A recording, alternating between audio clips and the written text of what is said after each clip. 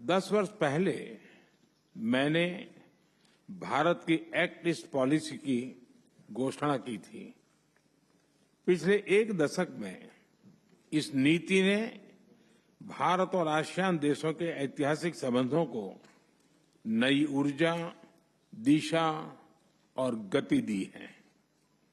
ASEAN centrality को प्रमुखता देते हुए 2019 में हमने Indo Pacific ocean initiative launch किया था।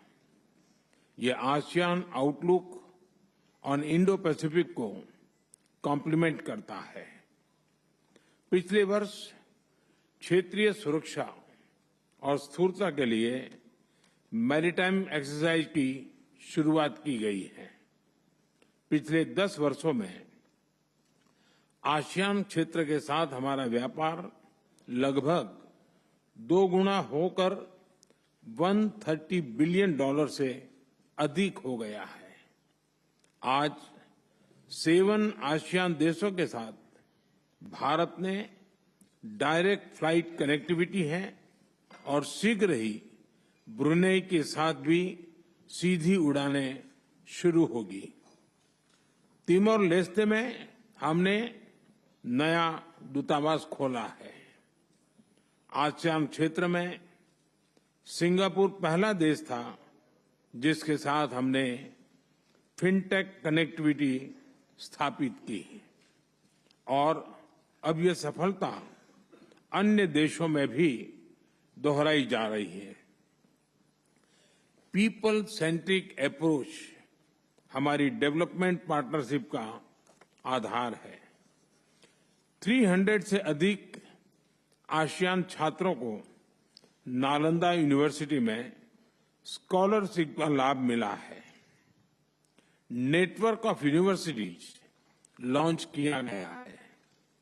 लाओ, कंबोडिया, वियतनाम, म्यांमार, इंडोनेशिया में साझी विरासत और धरोहर के संरक्षण के लिए काम किया गया है।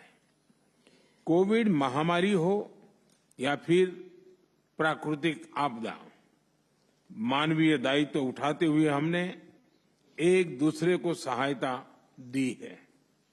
विभिन्न क्षेत्रों में सहयोग के लिए science and technology fund, digital fund और ग्रीन फंड स्थापित किए गए हैं। भारत ने इनमें $30 मिलियन से अधिक का योगदान किया है। परिणाम स्वरूप आज हमारा सहयोग अंडर वाटर से लेकर स्पेस तक फैला है।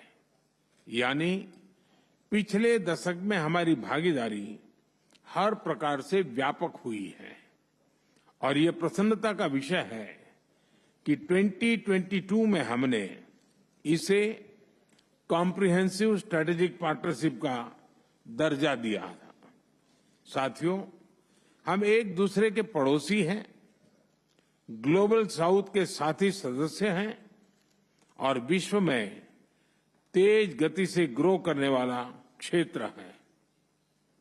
हम शांतिप्रिय देश हैं, एक दूसरे की राष्ट्रीय अखंडता और संप्रभुता का सम्मान करते हैं और अपने युवाओं के उज्जवल भविष्य के प्रति हम कमिटेड हैं।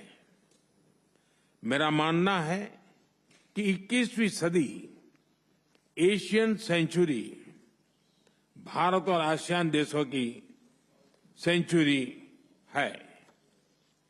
आज जब विश्व के कई हिस्सों में संघर्ष और तनाव की स्थिति है, तब भारत और आसियान की मित्रता, समन्वय, संवाद और सहयोग बहुत ही महत्वपूर्ण है। आसियान की सफल अध्यक्षता के लिए मैं लाओ पीडीआर के प्रधानमंत्री सोनसाई सिपांदोन को हार्दिक बधाई देता हूं। मुझे विश्वास है कि आज की हमारी बैठक भारत और आसियान साझेदारी में नए आयाम जोड़ेगी।